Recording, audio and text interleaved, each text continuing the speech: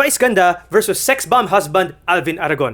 Ngayon, Morgan, Dad, may mga controversial na statement. Actually, very divisive ang topic na to between multiple people, mga netizen dito sa Pilipinas. Kasi this is about isang husband ng isang former SexBomb dancer na si Izzy Trazona. Kasi ang husband niya ay isang pastor or Christian pastor. At sinasabi niya, pinag-resign daw niya ang kanyang asawa from SexBomb Girls.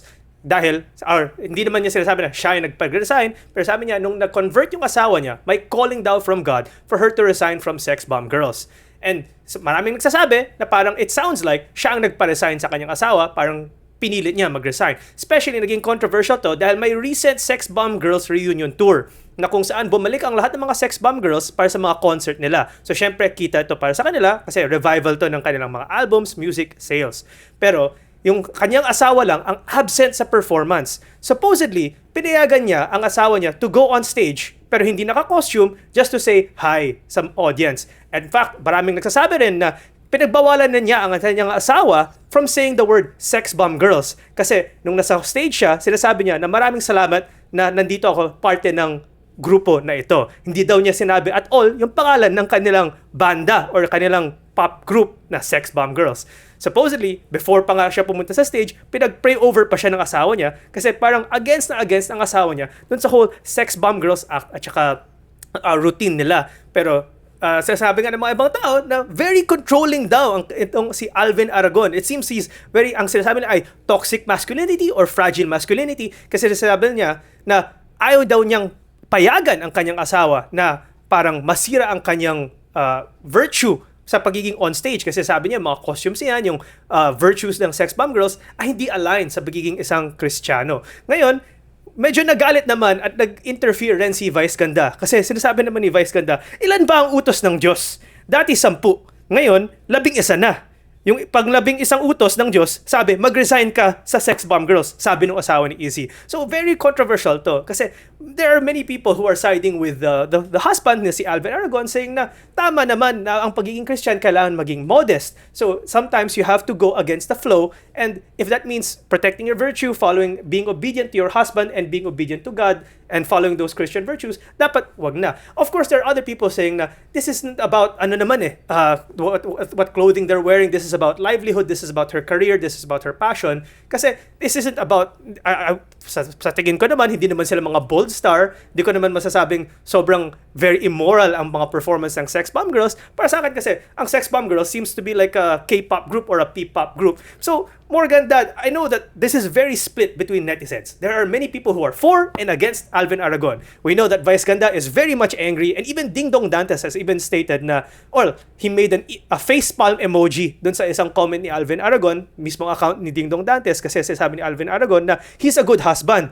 Pero nag-facepalm si Ding Dong Dantes. Yun yung kanyang comment dun sa sinasabing good husband daw si Alvin Aragon for protecting his wife. So, Morgan, Dad, what are your thoughts on this? Well, siguro, tingnan natin on both aspects, no? Ang the legal aspect kasi, kung sa legal ang pag-uusapan natin, medyo lumihis ito, no? Kasi nga meron tayong mga batas sa ating bansa na, kumbaga, may mga family code tayo, no? Article 73 ng ating family code, nagbibigay ng karapatan para sa bawat isa sa mag-asawa na makapagtrabaho ng maayos, no? Based on their own decision, no? Kumbaga, each spouse is given that right, no, to be able to engage in a legitimate profession or occupation without the consent of the other party. That's under our family code, Article 73. So nandun yun. Pangalawa, meron tayong tinatawag na Republic Act din, no? I think it's 7192 if I'm not mistaken.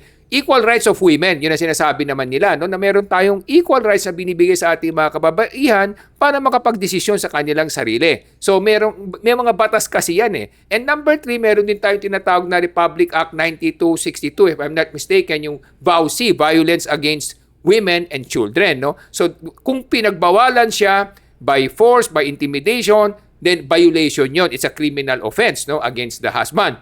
That's on the legal side. If there is no mutual consent or mutual understanding on that issue, no, kumbaga pinagbawalan siya pero hindi naman talaga gusto ng babae, sumunod na lamang dahil parang natatakot siya o ayaw niyang magkaroon ng problema sa husband niya, may mga violation yun. Pero kung may mutual consent, walang problema doon. Now, let's speak on the other side, the other aspect of the equation. The other aspect is in the spiritual side of the game. No? Ano yung spiritual side? Kasi kung titingnan mo, may kautusan kasing ating Panginoon under the Bible. No?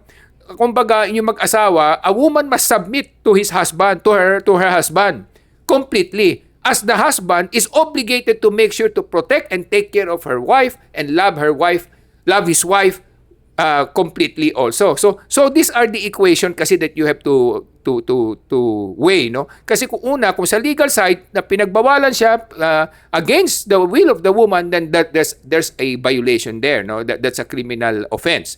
But on the other hand, if the wife submitted to her husband completely because he wants to respect and obey the direction of the husband, then there's no crime there, there's no violation. So the two sides of the coin is very, very important to take note of the issue, no? Kasi on the spiritual side, katulad sinasabi ko, pag ikaw babae, nakipag-asawa ka na sa isang lalaki, ang kautusan sa atin is the woman should surrender completely and submit herself completely to the husband. As also the husband is mandated to make sure that he will protect and love the woman like his own body. So, two become one. No? So, yun ang mga tinitimbang kasi dito. But again, at the end of the day, it's the decision of both the husband and the wife if they would want to pursue or not to pursue. But if it's one party dictating or enforcing against the other, then there's a violation there. Morgan, do you think it's real love kung sinasabi nga ni Dad na, yes, a woman should submit or a wife should submit to her husband, but the husband should love his wife as if it's his own? Do you think it's real love kung kinokontrol niya ang kanyang asawa from doing something that she was passionate about na I would imagine would also earn quite a lot of money for the both of them, di ba? Ito nga sinasabi ko na nabasa ko at narinig ko from multiple people who have been into the relationship coaching, no? They always say that prevention is better than the cure. So what does that mean? Ibig sabihin, when men look for women, they should look at their past because the past of the woman is more important to a man. While a woman naman, when they look at a man, they're looking for a man with a future, which I think all women would agree na a man's past doesn't matter basta may pupuntahan siya sa buhay para alagaan siya. Ngayon naman, sa kabaliktaran nun, ang lalaki, wala naman siyang paki sa future ng babae kasi yung career ng babae does not really matter to him because he will be the one to take care of the household anyway. Ang paki ng lalaki is kung ano yung nakaraan ng babae that shaped her to become who she is. Ngayon naman, in this case, syempre, kung alam mo na meron siyang past na, doing things that are not, in line with Christian values, now trying to change her in the future will be harder than just finding a woman with a clean slate who's already a Christian or who's willing to be a Christian and follow Christian values from the start. I know it's very controversial to say this, but yun yung totoo kasi syempre all men are different from all women. Women's past really shape them, while men, they really have to work hard for the future, and women don't need to be able to work for the future because the man is there supposedly taking care of their future. But what matters is they take care of their past and to be able to make sure that their past is clean enough for that man, hindi ba, Dad? Well, ako kasi, I will take exceptions to some of the issues, no? Kasi number one sa akin, ang tanong diyan yung bang sex bomb job or occupation or profession, is that something that is really outside the bounds of, let's say, moral values, di ba? Yun ang issue kasi dito, yung mga moral values, no? Sa akin naman kasi, it's like being an artist, di ba? They're just dancing, they're just entertaining. That's part of life, no? Kahit naman sa pelikula, may mga nakikita tayo mga minsan barilan, minsan may mga basta hindi naman talagang malaswa, di ba? Kung sinasabi mong sumasayaw lang sila na medyo sexy yung sayaw nila, I don't really see any, kumbaga, parameter being kumbaga exceptional there for within the moral parameters of human beings, no? But kasi ang point naman natin dito is the job of being a sex bomb girl or group is that something that's immoral, di ba? So sa akin kasi I don't consider it immoral because they're not taking off their clothes in public. They're just dressed in a sexy way. Then they're dancing to entertain people, to make people, happy and to have a lighter moment in life. So I don't really see it as immoral. No? Sabi naman ng ibang comment section, paano naman yung salitang sex bomb? Doesn't that, parang insinuate that they are people should be, or they are women that should be lusted over that causes sin? Well, I would say siguro parang slogan lang yun, catchy slogan rather than, because kung sinasabi nating sex bomb girl sila, ibig sabihin, parang ang tawag ko kasi doon parang it's a play of words lang no. Hindi naman kasi hindi mo naman sinabing actual making sex yun Kumbaga it's just a coin words no na para na sa ganun magkaroon ng dating no, magkaroon ng kumbaga impact sa tao, magkaroon ng interest no, curiosity and at the same time interest. But if the job itself is just dancing and they're entertaining people, saka ginagawa naman nila yun openly, publicly, hindi naman ito sa mga nightclubs, then I don't see any reason why it should be called immoral. Siguro at worst is sabihin na lang natin they're in the peripheral, the Thin fringes, line. the fringes of somewhere between moral and immoral, but definitely I don't consider it's immoral basically. Ngayon, Morgan, maraming nagsasabi, what you said nga, like you said, maraming mga relationship coach, maraming malalaki nagsasabi na ang hinahanap nila yung good, clean past. Pero maraming mga nagko-comment rin na mga Kristiyano, nagsasabi na, isn't it na panalo pa rin na isang former sex bomb girl, or yung sex bomb girl na yun, naging former sex bomb girl siya, kasi convert siya ng pastor na si Alvin Aragon na to. So in general, technically, it's a window for Christianity na he was able to get this figure at naging conversation na ngayon ang what is right for a Christian family and for a husband and wife. What do you think, Morgan? Well, ang nakikita ko kay Mr. Aragon, he's a martyr, no? Kasi may martyrdom and there's the easy route, no? The easy route is just choosing someone with a clean slate. Now, trying to change someone or clean someone, sa akin, martyrdom yun. And that's very laudable, no? Very admirable na those men who do take women who have these questionable past and try to convert them. Para sa akin, mga modern day martyrs sila or missionaries that are trying to convert formerly bad people to good. So para sa akin, ang pagiging martyr, okay din naman yun para sa mga taong may calling sa buhay. Kasi kumbaga kung iba gusto maging pare o iba maging missionary, iba naman gusto nila mag-save ng mga dating mga women na may mga questionable or troubled past. Para sa akin, that's one of those martyrdom directions. But there are men kasi who have different callings in life that they want to just go forward in a clean slate. And for me, for most men, mas madali yung path na yun if they will get that opportunity, hindi ba, Dad? Well, sa akin kasi when it comes to love, sa pag-ibig kasi, yun ang mahirap kasi talagang timbangin, no? When it comes to love kasi, sometimes it's so difficult for us to give specific parameters, no? But of course, there are ideal parameters na sinasabi natin. Ideal parameters na sinasabi natin is it's better to find a partner or a woman who has a better past, no? Rather than a woman with somehow with a murky past, yung mga medyo questionable past na sinasabi mo nga.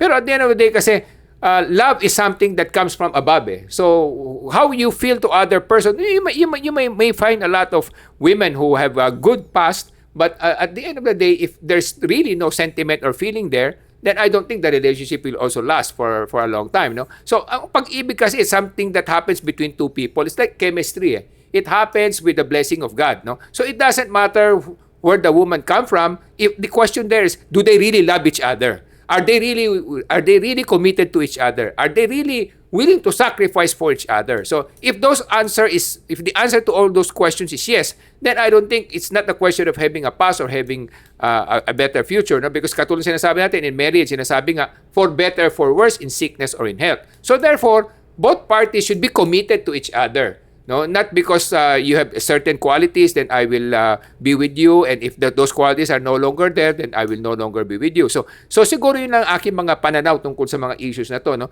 But ideally, of course, if you can choose a partner or a woman who would be more or less have the right moral parameters, then it's easier for you to have a better marriage, no? At the same time, syempre, if you choose someone with somehow kumbaga a questionable past or some past that are beyond the bounds of normal parameters, then of course there will be some challenges and difficulties. But katulad na nabanggit ninyo, the best thing here is this: at least nagkaroon ng conversion, di ba? If he was able to convert or inspire his wife to become a Christian, then I think that's a big win for everybody. Kasi nga sinasabi nga, di ba, kahit na sa Biblia, it's better to find one lost sheep than just to take care of 99 good sheep. No? So even Jesus Christ is saying that if there's one lost sheep, he will go out of his way to go after that lost sheep, aside from taking care of the 99 sheep that are already there. No? So if there's a lost sheep, there's this calling for every Christian to make sure that they find a way to inspire that lost sheep to come back to the fold. So siguro yun ang maganda nangyari lang dito. No? But aside from that, aside from the other issues nga sinasabi natin, the legal issues, if hindi naman finorce, hindi naman kumbaga diniktahan, but rather it's a mutual understanding, I don't think there's any issue here. Pero ang tanong na lang dito kasi kumbaga parang diniktahan at pinagbawalan, at nagkataon na lang na yung babae, umuon na lamang para sa ganun, di sila mag-away, yun medyo may konting problema yun. No? So, kasi kailangan respetuhin din naman natin ang, kung baga, if we find a partner, we have to give appropriate respect and corresponding respect. Kasi nga, kung ikaw na yung napili niya na being husband niya, sa dami rin naman na nakilala lalaki, ikaw na yung pinili niya, nag-commit siya sa'yo, siguro bigyan mo rin naman ng konting, kumbaga, palugit yung iyong partner na makapaghanap buhay ng maayos. Hindi naman illegitimate yung ginagawa. Kung illegitimate yan and immoral, then siguro tama yun na pagbawalan mo o sa pagsabihan mo. Kaya mga kababayan, naniniwala kami dito sa Ilocano Defenders Parties na edukasyon ang solusyon sa pag-angat ng buhay. Kasi kung edukado ang tao, mas marami siyang option sa buhay kung paano siya aangat sa kanyang career. At pag edukado ang tao, mas madali siya makahanap ng kapwa-edukado na mas makakaintindi at mas malalaman ang mga tamang direksyon sa buhay para mas maganda ang kanilang magiging kinabukasan. Kaya para sa edukasyon, ako si Morgan Sain, yung coach ng bayan. Mga kababayan, sa issue na ito, naging importante ang choosing the right partner who has the same moral and intellectual values as you do. Now, hindi natin sinasabi kung sino yung mali, hindi kung sino yung tama, pero it's important na makahanap tayo ng tamang partner. At kung gusto natin makahanap ng tamang partner at mas magandang kinabukasan, ang kailangan natin itaas ang edukasyon ng bawat Pilipino. Kaya ang layunan ng Ilocano Defenders ay para gumanda ang edukasyon sa buong Pilipinas. Kasi kung mas maraming edukadong Pilipino, mas gaganda ang mga pipili ng mga trabaho, mas matatalino rin, at mas magiging mas compatible ang mahanap nilang kapwa Pilipino na mas matalino na at mas capable na dito sa Pilipinas. Ako po ay si Solomon Sai, ang inyong kuya ng bayan. Kami naniniwala sa Ilocano Defenders Party List ng ating mga mamayan na dapat magkaroon ng sapat na kaalaman para alam nila kung ano yung kanilang karapatan at nang sa ganon alam nilang ipaglaban kung ano yung tama at mali para sa ikabubuti at katiwasayan ng kanilang kinabukasan. Ako po si Michael Sain, yung dad ng bayan.